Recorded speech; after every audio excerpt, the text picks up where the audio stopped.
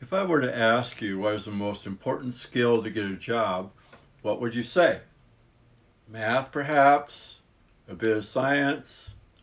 How about some coding? Well, one way to look at this is to analyze what employers are asking for when they're placing an ad for job descriptions. According to a recent study, 28% of these ads, and again, this was of 142,000, wanted to see good verbal communication skills. Number two, this is followed by written communication at 23%, collaboration at 22%, and problem solving at 19%. So roughly 25% of the ads were actually looking for very, very good communication skills. And I will say, I think communication skills are actually getting more important in the world today with remote work.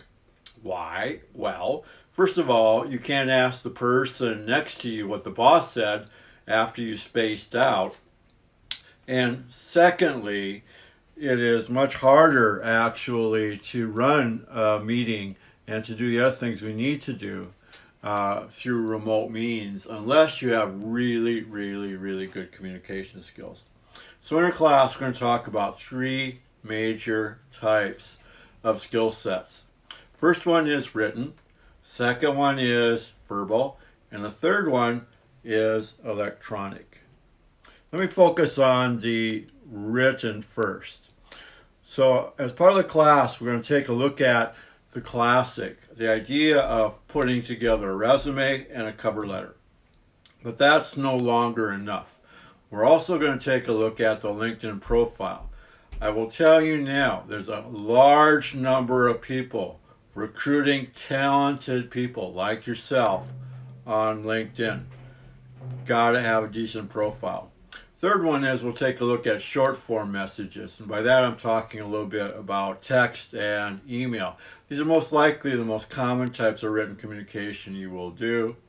We'll also look at something called motivational posting, which also relates to having emails that get opened and read and doing the same thing on social media. Okay, so what we want to do is we want to kind of get away from this college writing style, which I call writing boring, and then to a more interesting, engaging style, which is what employers are kind of looking for. We're also going to take a look at verbal communication because, again, that always appears pretty high on the must-have list for the employer. So the first one is the idea of persuasion. I know there's a lot of jobs out there that are in sales.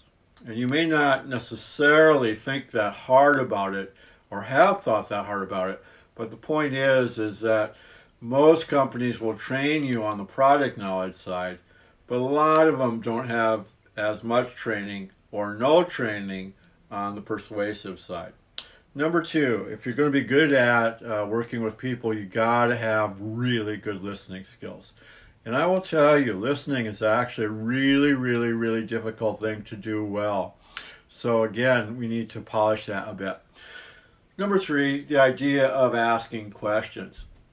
Anybody can come up with kind of a foolish answer, but it takes a really good mind to know how to ask the right questions. Of course, in certain environments like interviews, you got to have a really good understanding of nonverbals because a lot of meaning is conveyed through the use of gestures, especially facial expressions. So we need to update those skills a little bit. And of course, we're also going to cover the idea of relationships and how to build relationships.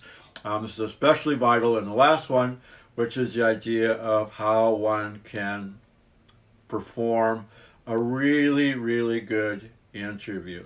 So those are the ones we're going to focus on from a verbal standpoint. And then finally, because everything keeps shifting around, we can't ignore certain elements of electronic communication. And by this, we're not so much talking about being good at posting on Instagram. We're talking about communication on social media. So, for example, we'll have you put together a written form that could go on a social media channel using one of the more popular apps. And again, what we'll do a little bit later in the class is we'll ask you to put together a video, a digital story, again using a really popular set of software. This side from Adobe.